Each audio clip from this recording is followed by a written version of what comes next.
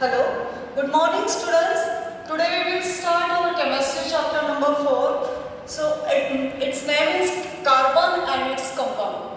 So carbon and its compound is the basic chapter for the organic chemistry. It is very important as you will go in your further classes.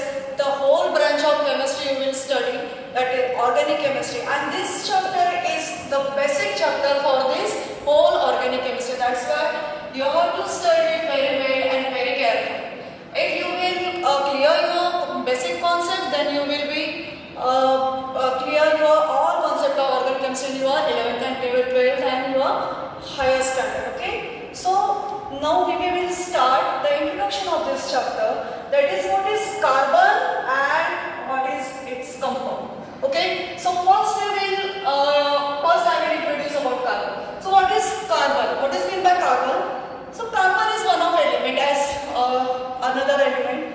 Carbon is one of element and it is non-metal. It is non-metal and it's belonging to 14th group in periodic table. It's placed in 14th group in periodic table. And the third one is it is non-conductor of heat and electricity. It is very bad conductor of heat and electricity. But one allotrope of carbon is the exception, that is graphite. Graphite is the good conductor of electricity and heat also. And it is named from its Latin name carbo. Carbo means coal. And from this carbo, the element is named as carbon. We know various elements are named from its Latin name.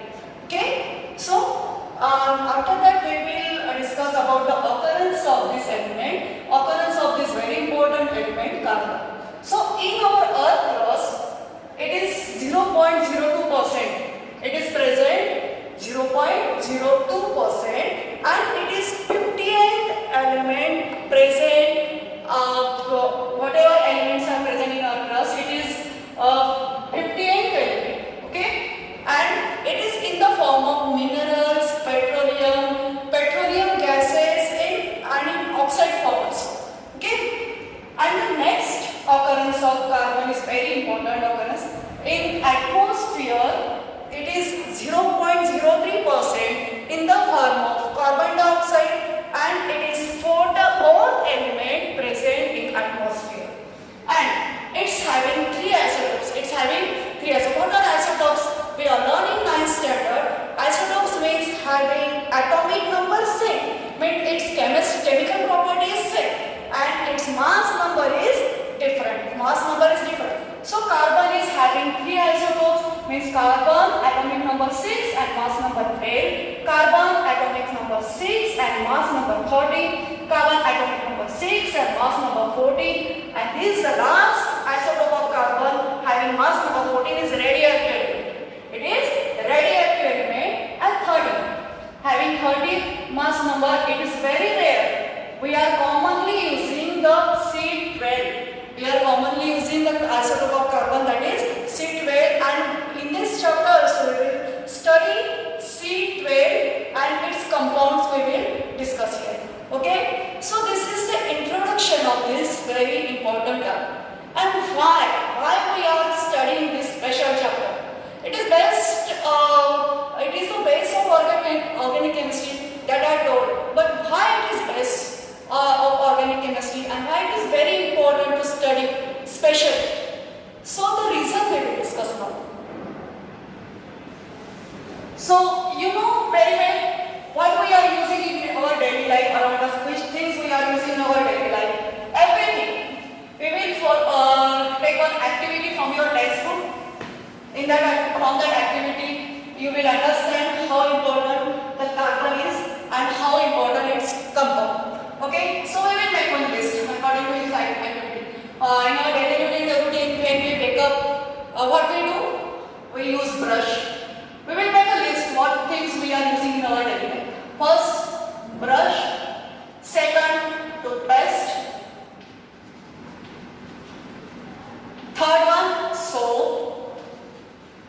Then 4, detergent. 5, milk.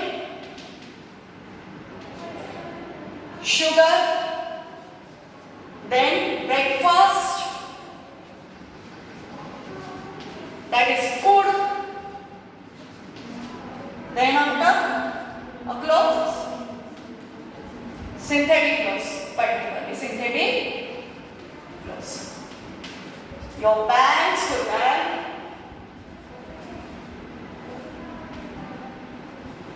then your shoes, and your pencil, especially pencil, pen, your compass box, whatever we are using in our daily life, it is made up of carbon. We will discuss here. Brush. Brush is plastic brush we are using for plastic brush we are using. In that plastic there are used carbon fibers. So carbon is used here in the form of plastic, in the form of synthetic fiber. Here in toothpaste also it is included carbon compound. In soap, without carbon compound, no soap is there. In detergent also the same. In milk also carbohydrates are present. In sugar is the very long chain of carbon. In sugar there is a very long chain of carbon. So carbon is present in sugar also. In breakfast we take food. When we take food, in food our most of our food is contain carbon nutrient, carbohydrates, clothes, especially synthetic, not all clothes, but which are synthetic. That synthetic fiber is having carbon fibers. That's why carbon is present here also. In school bag, these are also synthetic material. That's why in synthetic material obviously there is carbon. Then shoes is also of fibers and it's made up of carbon compound. Again in pencil there is presence of graphite. Though we are calling lead pencil, but it is not of lead. It is graphite. It is made up of graphite. So this graphite is good conductor of electricity also, and we are using this in battery electricity cell. So this graphite, the pencils are having graphite included. In pen, plastic pen, in refill, the ink is present. That ink is also having carbon. So we are seeing here in our daily life whatever we are using around us, whatever we are seeing, that things are included carbon and its compound. Yes. So from this we can understand how important to study the compounds of carbon. That's why we will discuss here in detail. Okay. So in around us, whatever compounds are present, around 1 crore of compounds are present, and among that 90% of compounds are made up of 90% of compound are of carbon only. So why there is a various compounds of carbon. Why carbon can make such a large amount of compound? What is there? What is speciality in that carbon? So we will discuss now. We will go to our next topic, bonding in carbon. So compound, what is meant by compound? First we will focus on that. What is meant by compound? Compound means when two or more than two elements are reacted together, then the new compound, the new product will become, that is called compound. When one or two or more than two elements get reacted with each other, then what the product will form, it is called a compound. Means there must be combination of elements. For the compound there must be combination of elements, and for this combination of elements there is requirement of bonds. Means every element is reacted with another element by some bond, and this bond is the reason of the formation of compound. So there are various type of bond, and mainly we will discuss here ionic bond and covalent bond. In between that, carbon compound shows the covalent bond. And what are the covalent bonds and what are the ionic bond? Ionic bond you know very well, we have learned it in 9th standard. Still I will remind you here also because it is very important. By comparison of ionic bond and covalent bond, you will understand better the covalent bond. So types of bonds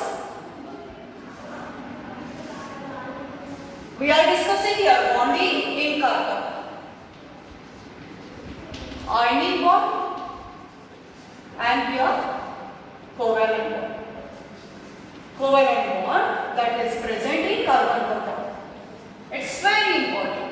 And ionic bond also. One common example of ionic bond, that is NaCl.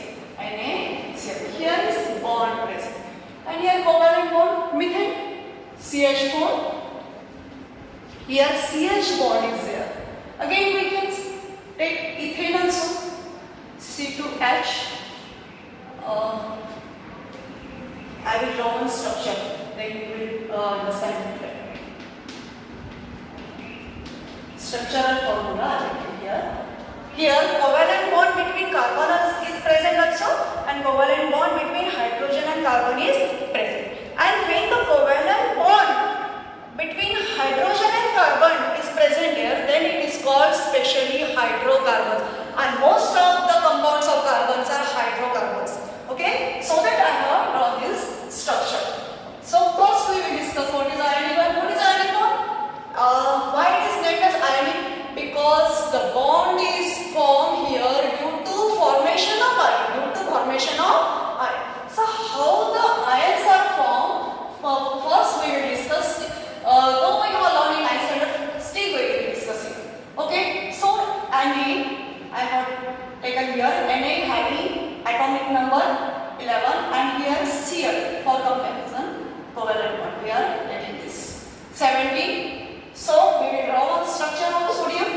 First of all, I will draw the nucleus of sodium having protons equal to electrons that are 11 and neutrons more 1 than the electrons and proton here in sodium.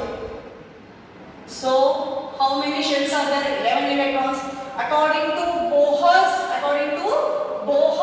theory, we have to distribute that electron. You know very well how to distribute it.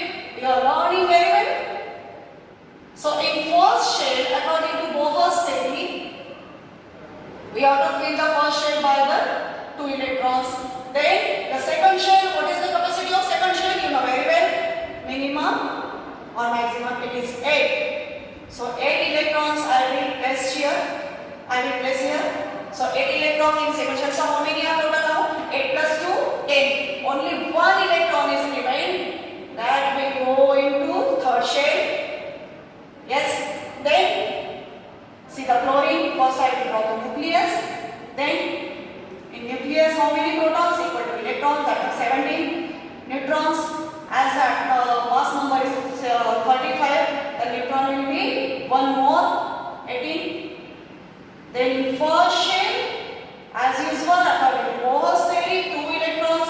Then in second shell, maximum capacity is 8. We can do it here because 17 electrons we are having. Then in next shell, how many electrons will go? How many electrons are remaining here? 7 electrons. 8 plus 2, 10, and again 7 electrons we have to place here in third shell. 2. And here 7. So this is our electronic configuration of sodium and chlorine. And here in outermost shell, what are the valence electrons for the sodium? Only 1 electron here in the electron is the valence electron. And we know very well our combination, our compounds are depend on the combination of element, and combination of element is depend on the combined capacity of that element. Combined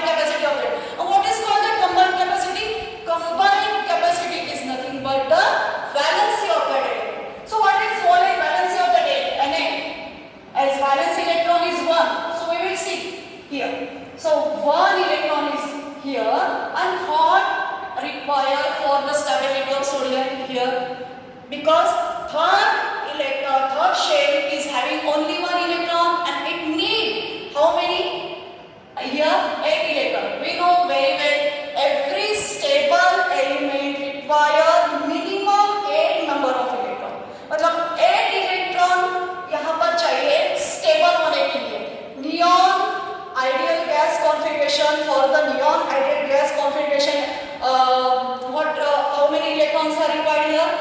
Minimum 8 electrons are required from the third shell. So for acquiring stability, what the sodium will do? What will be the easy for sodium? To give up 1 electron or to accept 7 electron. When it will give 1 electron, what will happen? 8 electron it will have in outermost shell, means it will become stable. Yes, but if sodium will want to acquire the stability according to its third shell, so it has to accept 7 electron. So it is very difficult to accept 7 electron. Rather than it is very easy to donate that 1 electron. Then it will acquire the stable state. And here, for similarly, a chlorine is having 7 electron in outermost shell. So for chlorine, it is very easy to accept 1 electron instead of to give up that all 7 electron. Yes, instead of giving the 7 electron, chlorine will prefer to accept 1 electron. Okay, so sodium has given this 1 electron from its outermost shell, and so now what happened here? Protons are 11. As we know very well, protons are positively charged and electrons are negatively charged. Now how many electrons are here? 10 electrons. 10 electrons. So comparatively electrons are less. When it will become stable ion, proton will be more. Protons are more. So it will acquire positive charge obviously here. Because electrons are less, negative charge is less. So what will happen here? When chlorine want to acquire stable state, so it will accept 1 electron from any one electron who will donate for it. कोई यदि उसको देने के लिए तैयार है electron तो वो लेगा, क्योंकि chlorine is very much electronegative element. Electronegative means not on that word negative. It is affinity towards the electron. It is called electronegativity. So when any elements want, that sodium wants to donate 1 electron. Yes, that's why they are playing here. So chlorine will accept that donated electron. I will show it by the different sign. It is the electron of sodium. This electron, the same electron is that. So by accepting this 1 electron from the sodium, it will acquire the stable state by having the 8 electron in its outermost shell. That is the minimum capacity for the stability. Yes. So what happened here? Protons are 70. Positive charge is 70, and electrons, 1 more electron is present now here. So how many electrons are? 80. Means electrons are more here. That's why it will form Cl negative ion. Means here ions are formed. Means sodium positive charge or sodium positive ion is cation is formed here, and Cl negative ion means anion is formed here. So between these now bond is formed. इसने इसको दिया तो bond तो नहीं है, पूरे देखा तो bond अपने आप हो ही जाता है, इसलिए now bond is created here. So this bond is called ionic bond. Because sodium has donated electron, it accepted, so both are very close friends. That's why this bond is very much strong than the covalent bond. That's why ionic bond is very strong. Its boiling point, minimum boiling point is more than 1000 degrees Celsius. So that's why we are using we tested that when sodium chloride is get heated, then it is unable to break down this bond very easily. It requires more than 1000 degrees Celsius temperature. So we will go to covalent bond now, how it is created. So you clear about that ionic bond? Yes? So in carbon what will happen, we will see. So in ionic bond, the bond formation is due to donating electron or accepting electron. Means देना और लेना होता है electron का, इसलिए ionic bond होता है. लेकिन यहाँ पर we will see what will happen. Carbon is having atomic number 6 and we are taking the isotope, common isotope having mass number 12.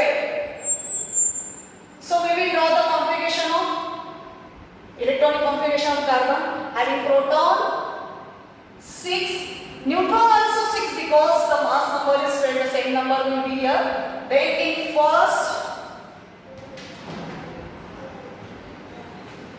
the first shade, as usual, as according to Bohr's theory, I will place here 2 electron. I can do it because we are having 6 electrons. Then in second shade, how many electrons are remaining here? 6 minus 2, only 4 electrons. In second shade only, now 4 electrons are there. So what will carbon do now? For acquiring the stable state, it requires minimum 8 electrons for its stability. So 4 electrons it has to either accept, either it has to donate 4 electrons.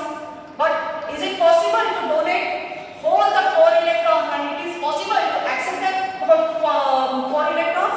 No, it's very difficult. How it is difficult we will see. So if carbon want to donate, first we will see the case of donation. Donate electron. Okay? So what will happen? If carbon will want, carbon start to donate 1 electron, it can donate 1 electron. So how many protons are there? 6 protons. And how many electrons are there now? 5 electrons. So we know very well this nucleus is control the electronic configuration. Nucleus is control, the electronic configuration is controlled by the nucleus. Means the positive charge control that electron. That's why the balanced charge is present inside that atom. So what will happen here? Here the electronic configuration, due to this electronic configuration, the balancing is disturbed. Then it will donate 1 electron. So for this 6 electron of proton, it has to control this 3 electron. It is possible still. Now it will donate another 7 electron. Then what will happen after that? Protons are 6, electrons are 4. Now the force of attraction, because the positive charge is more at the nucleus and 2 electrons are less here. Here only 2 electrons. So it will hold very strongly. The protons will hold that electron very strongly, and the attractive force will become very strong. The attractive force become very, very strong. That's why it is very difficult to give a third one electron. Still, if it will give the third one electron, so what will happen here? Electron will be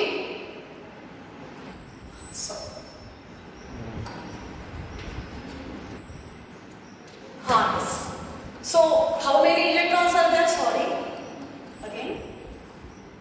So now only 1 electron is remaining here. If it will give up the third one electron also, then only 1 electron. So it is very strong attraction will be there in between this last 1 electron of the outermost shell and proton, because 6 electron easily can attract the single electron. So it is very difficult to donate that last electron. That second last electron also very difficult to donate. Still we are accepted, it can donate. Okay?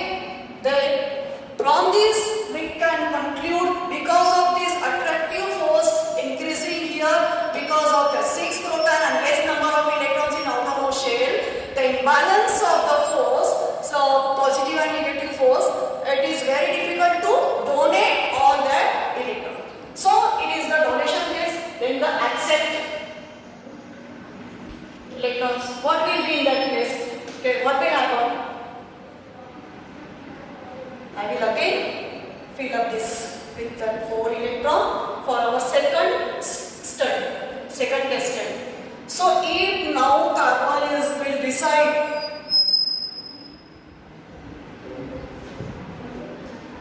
okay. If now carbon decided to accept now 1 electron from any other element from outside, so what will happen there? What will happen here if he will accept 1 electron, it will adjust here. So how many protons are here? 6. And electrons, how many? 4 plus 1 now, 5 electrons. So it is difficult to 6 proton to hold that 5. Then again in second case, if it accept again one second electron, what will happen? Now protons are 6 and electrons are in outermost shell plus outermost shell plus this 2. Now total number of 8 electrons are here and 6 protons. So how it is difficult to hold that 8 electrons for this 6 proton? You can understand it very well. Then again if we will, it will accept similarly 4 electrons. So how many total electrons will be here? Protons only 6 and electrons 8 plus 2 means 10 electrons will be here. So it is very difficult to hold 10 electrons for the 6 proton. That's why this case is also failure acceptance of electron. Okay.